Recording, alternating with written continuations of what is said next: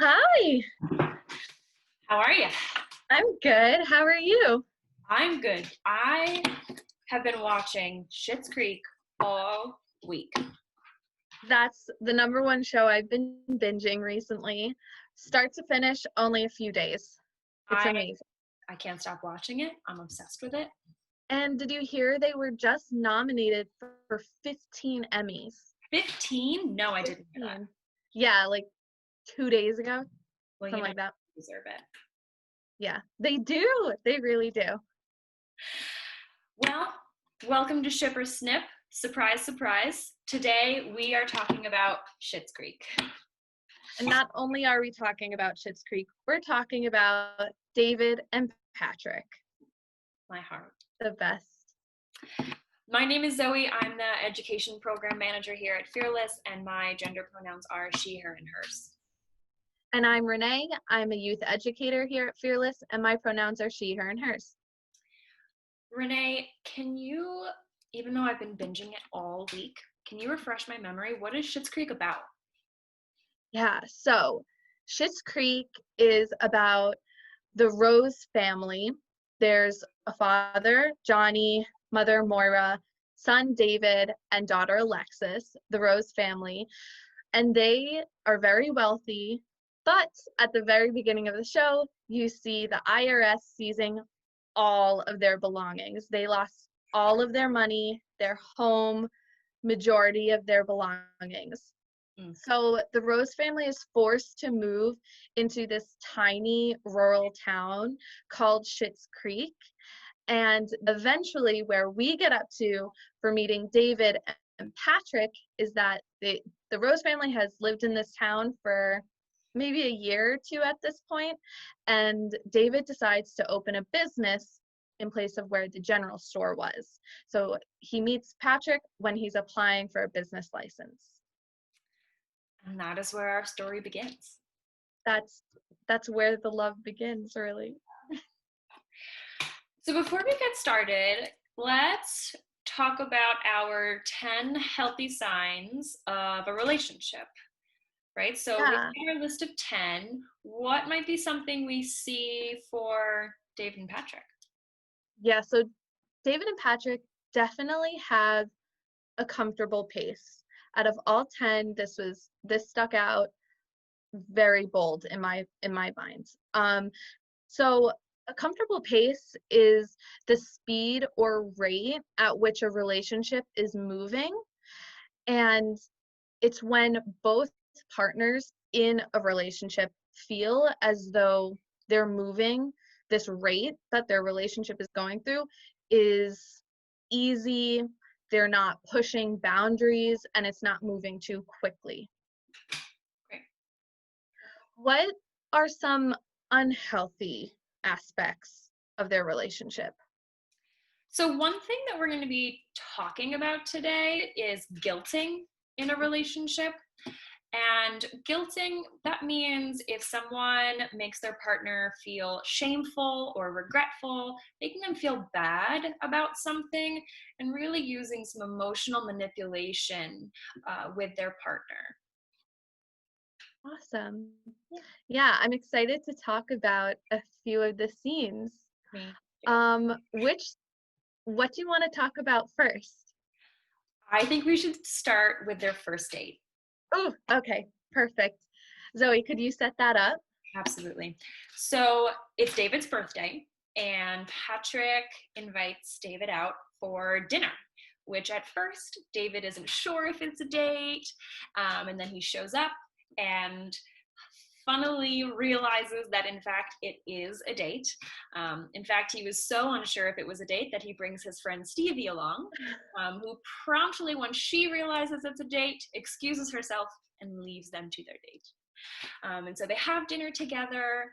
Patrick gives David a gift that's very symbolic of their opening of their general store. It's their first receipt. And then we see them at the end of their date. Patrick is driving David back to his motel where he lives. And, first dates are awkward. You're getting to know somebody, you're kind of feeling them out, and neither one of them has any idea how to end the night, right? They don't know what to say, they're not sure what to do. You feel like maybe they both kind of want to kiss each other, but they don't really know how, right? And then ultimately, David leans in and Patrick picks up on that cue, and Patrick leans in and they kiss. And then Patrick says to David, thank you. Like, I was so afraid that I was going to let you get out of this car without having done that, which is just precious and makes my heart melt. Yeah, so from this scene, a lot of what we could talk about are those nonverbal expressions of boundaries and interest, right? And nonverbal consent almost. Like, consent is something that is very explicit and specific, but there are ways to give consent without using our words, right? Yeah, absolutely. Yeah, we're seeing a lot of nonverbal cues here that they are both comfortable. We're seeing a lot of nonverbal things happening, right? Neither one of them explicitly says, like, "Can I kiss you?" Yeah. We see if they had really like closed off body language, or if David, the second they pulled up to the motel, had like gotten out of the car, that would have been very clear messages that maybe he didn't want to kiss Patrick at the end of the date, right? Yeah. Or Patrick had really closed off body language, or was like, okay, goodbye, like, good night, shut it down. But we don't see either of them do that, right? They're really trying to prolong getting out of the car, and then we see them physically lean in. Yeah. Like you said, neither of them was running out of the car. David didn't, unlock his seatbelt and sprint out of the car while it was moving. Like, none of that happened. They wanted to be in that car, even as though it was so uncomfortable. Like, it was uncomfortable to watch because they were so clearly awkward and had no idea what to do. Like, what do they do with their hands? What do they do with this? Right? First dates are just weird and awkward and uncomfortable, but we saw Yeah, really healthy navigation of it here. absolutely. And I think also it was such a great way to start their relationship, because with Patrick saying, I had never done that with a guy. Like, thank you for doing this. Thank you for being brave enough to kiss me. He didn't exactly use those words. But that open communication started immediately with both of them. Like, that is how they started their relationship, was through being honest, which is the best way you could start a relationship, honestly. Like, for real. That's the dream. Yeah. But speaking of their relationship, for David, this is his longest relationship. Ever. Yeah. So the next thing that I was thinking we could talk about would be that 4-month anniversary scene, the barbecue. So what happens in this is we start that day, that week, I don't know the timeline, with a cookie cake that Patrick sends to David saying, happy 4 months. And David's whole family realizes this is his longest relationship that he has ever been in. I think at that time he was in his low 30s. So for him, it was a little embarrassing. But again, everybody is on their own journey here. And immediately the Rose family jumps into like party mode, and they want to have a barbecue, and they want to invite Patrick to this family barbecue. So that's the plan, right? Alexis, through her own storyline, meets some random girls staying at their roadside motel. She somehow bonds with her, like Alexis does, and invites her to the barbecue. They walk up, Alexis says, hello, this is my friend. And honestly, I don't even remember her name. And immediately Patrick and this woman like lock eyes and their jaws just drop. And she's like, Patrick? And that's when they realize this was Patrick's ex-fiance. Like, it shocked everybody. Immediately, David gets up, walks back to his motel room, and they have somewhat of an argument. And this whole, I don't even want to, yeah, like it wasn't an argument. It was a conflict. Something came up. Definitely a bump in the road that they didn't know was there. And what's happening is David's asking Patrick, how could you hide this from me? You were engaged. And Patrick is trying to explain himself away, saying something along the lines of, I'm sorry, I didn't know how to tell you. I didn't know when it was the right time. Eventually, David very calmly says to Patrick, I need my space. I need you to give me my space. And also, I'm hungry. Can you get me 2 sliders and just a whole dabble in the sides of everything? Which Patrick says, of course he will. So from this scene, what are some key points that stick out for you, Zoe? I do think there's a lot to unpack in this scene, right? Yeah. First, I think the conflict that we do see starts with separating out what is the difference between privacy and secrecy in a relationship. Yeah. We are all entitled to privacy, and we have things that we would like to keep private, and it's okay that we have things that are private from our partner. That's something we're entitled to, and something that we can communicate with our partner about. What is privacy in our relationship? And the conflict here is, when does something become a secret? Was Patrick just keeping something private? Was he intentionally keeping a secret from David? Was David entitled to this information? Realistically, they're both adults entering in a relationship, and it's not unlikely that they've had relationships in the past. In fact, it's very likely that they will have had relationships previous to this one. And so, how much detail is your current partner entitled to about your past relationships? But also, how much information are you comfortable telling your new partner about past relationships? And I think what's important here is the communication around it. And when it does come up, how do you communicate to each other about, what do you want to know? What do you want to keep private? What's mine? And what do you as my partner need to know to feel comfortable? But also, what do I want to keep to myself? Mm-hmm. Absolutely. And I really admired the way Patrick responded to David in that moment too, because David clearly expressed his needs. He expressed his needs in that he needed space. He needed time to process that his longest relationship ever, somebody who is teaching him trust, teaching him how to, be open and break down some of the walls that he had built up due to his past failed relationships, how to just be emotionally open. And for David, he expressed that it was some sort of, not just a shock, something more than that. And I really admired the way Patrick's character responded to that, of just accepting and respecting that boundary and respecting David's needs.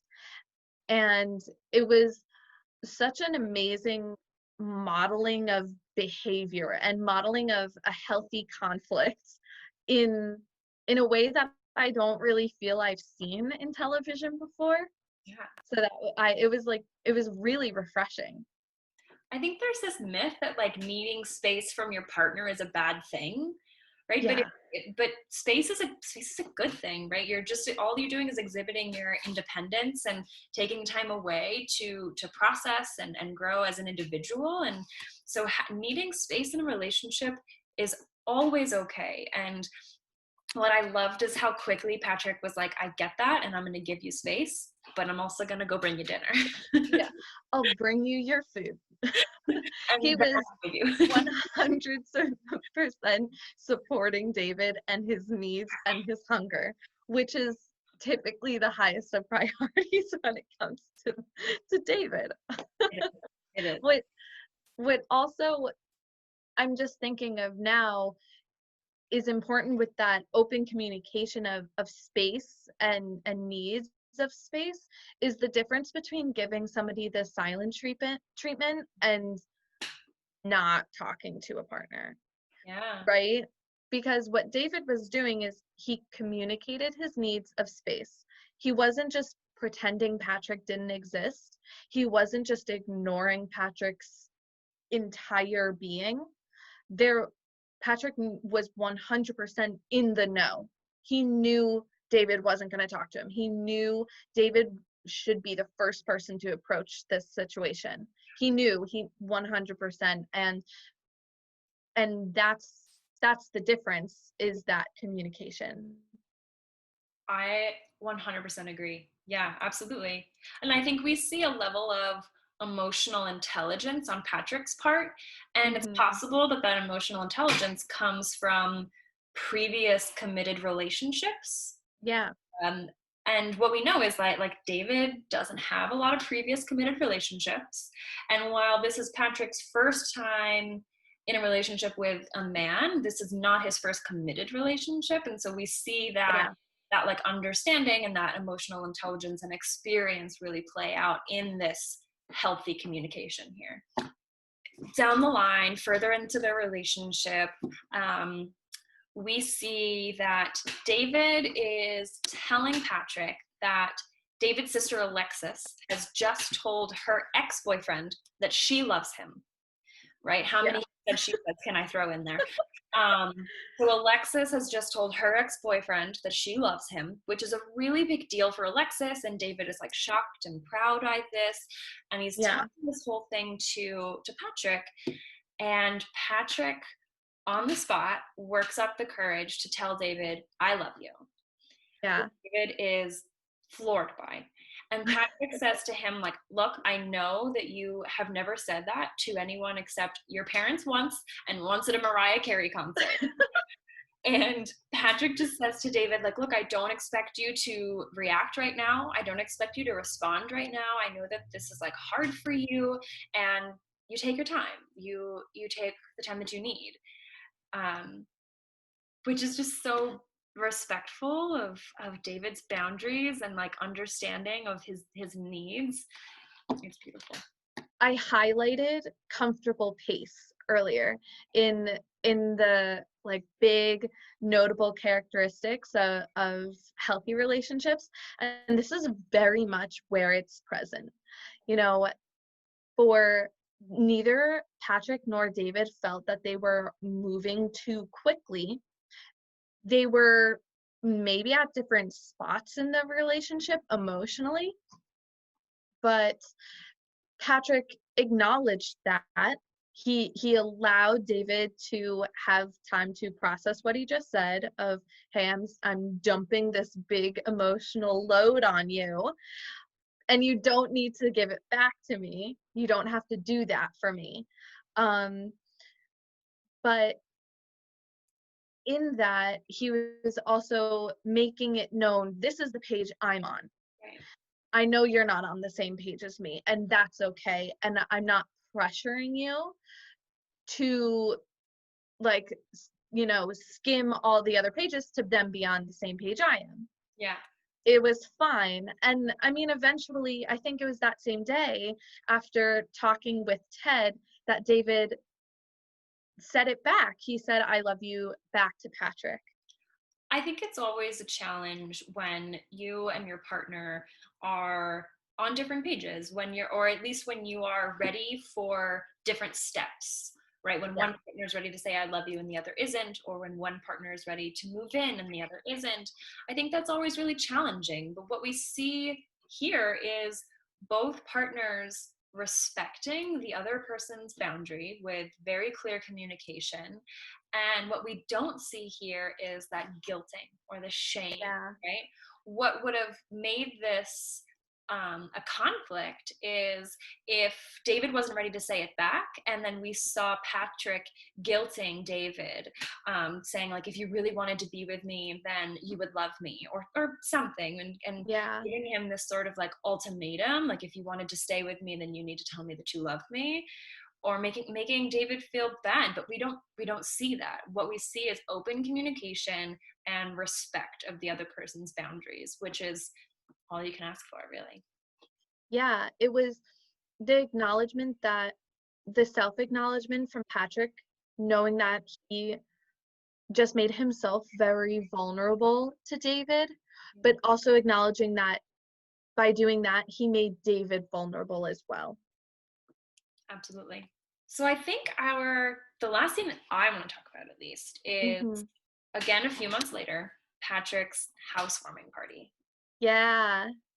Patrick just bought, I don't know, an apartment in Schitt's Creek, and he invites like everybody around that age, anybody he could think of, to his house, to his apartment for a housewarming party. And the theme is high school slumber party. So everybody's dressed up in like pajamas, and it's really fun and cute. Um, Eventually, Ted, Alexis's boyfriend, shows up.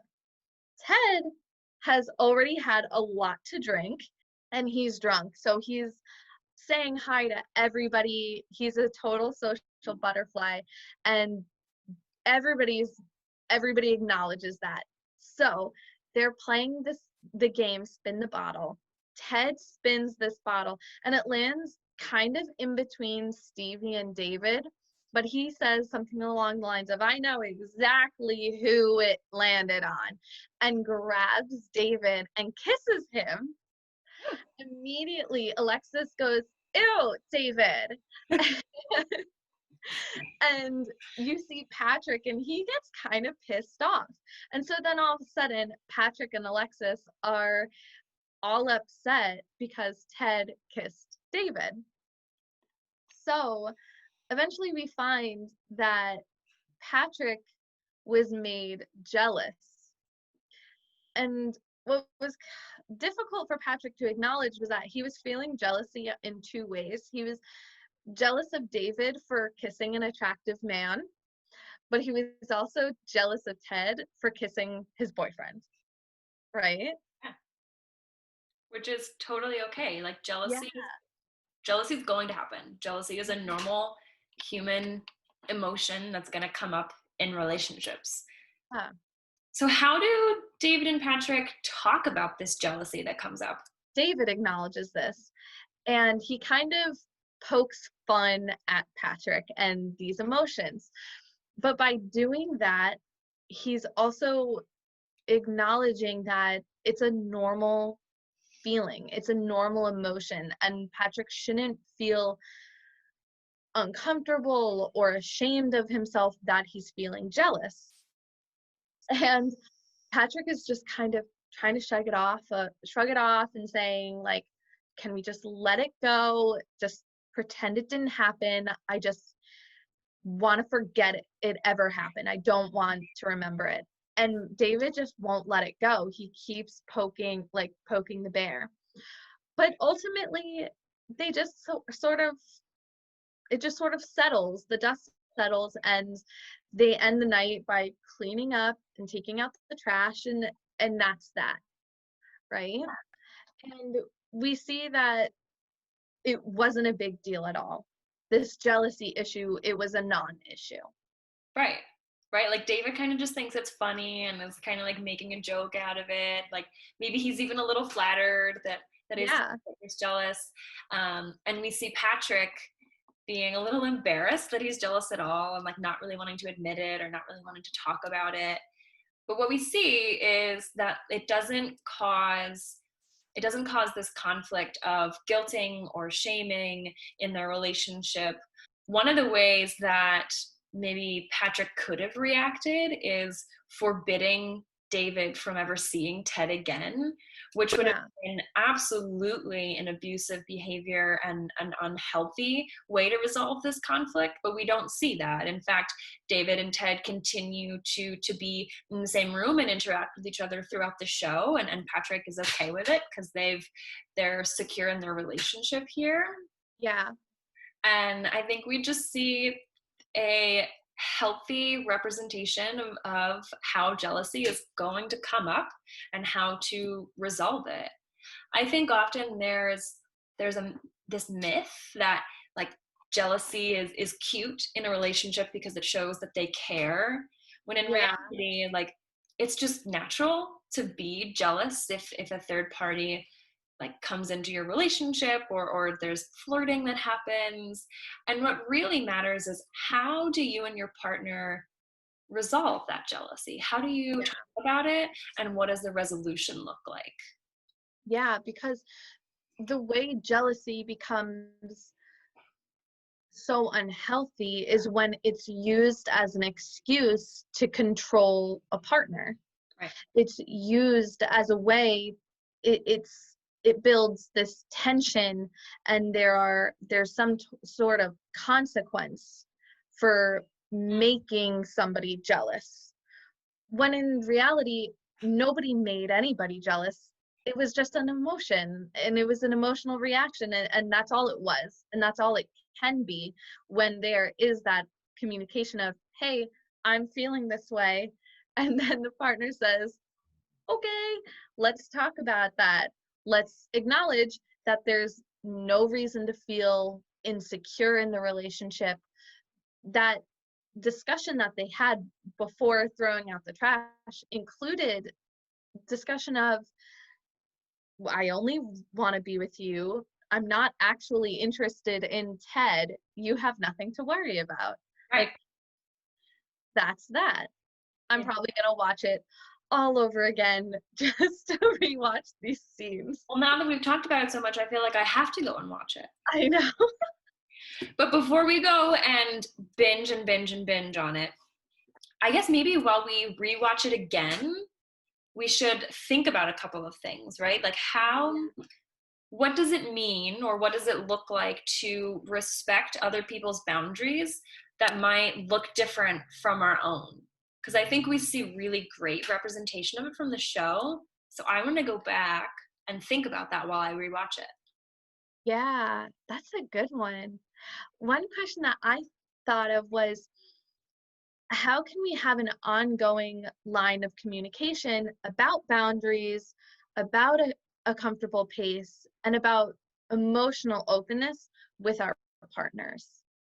Like, Yeah. what can we learn from their relationship about having that open, honest, ongoing line of communication? I think that's a great reflection and a great question. Things to think of. Well, that is it about David and Patrick. Thank you for joining us for Ship or Snip. Schitt's Tell Creek us, edition. Schitt's Creek edition. Tell us what you want to see. Tell us the shows that you want to hear about. Tell us the relationships you want us to dive into. We keep adding to our list, and we'll post a video every other week and keep coming at you. Thanks for watching, guys. Thank you. Bye.